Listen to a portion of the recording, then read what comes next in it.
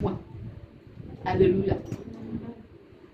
Pour dire que même quand tu prends une maison, il ne suffit pas de dire, il y a eu ma chambre, il y a eu mon appartement.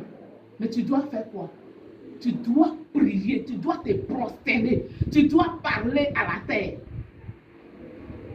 Yes. Tu dois dominer sur les esprits de la terre qui sont en ce lieu. Parce que tu ne sais pas qui a habité le coin avant toi. Yes. Tu ne sais pas qui a payé la maison avant toi. Yes. Donc tu dois prier pour recommander l'Esprit de Dieu en ce lieu. Alléluia. Pour recommander la présence de Dieu en ce lieu. C'est en cela que la présence de Dieu va dominer sur tout esprit dans cette maison que tu as acheté ou tu as loué. Je vous rends un petit témoignage. Moi, je fais les cheveux. Il y a une Camerounaise qui m'a appelé, une Congolaise qui m'a appelé. Et dit, viens faire mes cheveux. C'était au temps de Corona.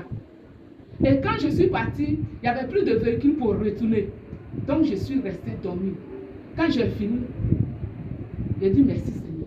Et je me suis dit, j'ai dit, tout de suite, quand j'ai essayé de fermer mes yeux nets, ils sont venus serrer mon cou, m'étouffer. J'ai dit, cette nuit-là, je suis restée en prière jusqu'à matin. Ça m'a donné la foi de prier. Parce que si je n'ai pas fait recours au Seigneur, ce jour-là, je mourrais quelque part d'autre. L'esprit de cette maison était fort. Et quand je vais dans les toilettes, je vois qu'ils ont mis l'huile de l'onction sur chaque porte. Je dis, c'est qu'ils savent ce qui se passe ici.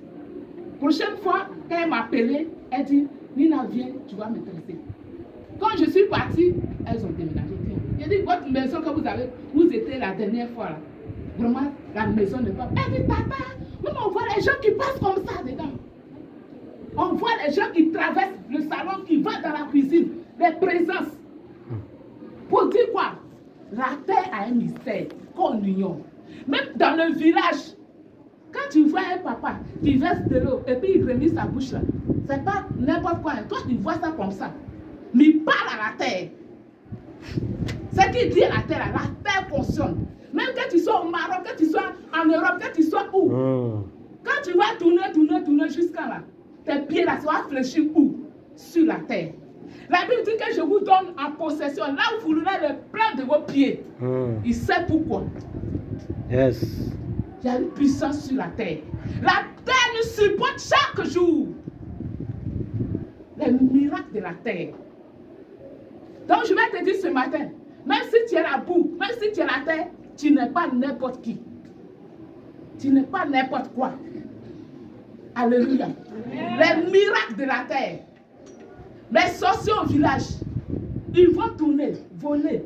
Ils vont s'envoler comme ils veulent.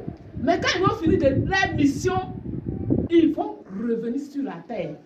Et je suis sûr que par quelque part d'autre, dans ta famille ou bien dans ton village, la personne, tu ne le connais pas, tu ne sais rien de toi. Tu ne sais rien de lui. Mais il a parlé à la terre quelque part. Parce que la terre est reliée. La terre est reliée. Donc, quel que soit l'endroit où tu vas être, ce qu'il a dit à la terre, ça va te suivre. Tu vas vivre ça. Parce que tu es en contact direct avec la terre. Ça ne ment pas. C'est pour ça que Jérémie, il a su faire son combat. Il n'est pas allé devant le roi pour dire au roi que ceci, cela. Tout ça là, c'est long. Il a appris ce qui est plus puissant, la terre. Parce que le roi va régner sur les autres. Il va régner dans son pays. Mais il va fléchir la terre. Donc quand il a parlé de la terre, c'est ce qu'il a dit à la terre. L'information qu'il a donnée à la terre. C'est ce que le roi va vivre. C'est ce que le roi va vivre. Donc, bien aimé, il faut que tu ouvres ton attention sur cette terre qu'on vit. La terre, il accepte qui il veut. Et puis il rejette qui il veut. Donc, sachons parler à la terre. Ne prions pas parce qu'il faut prier.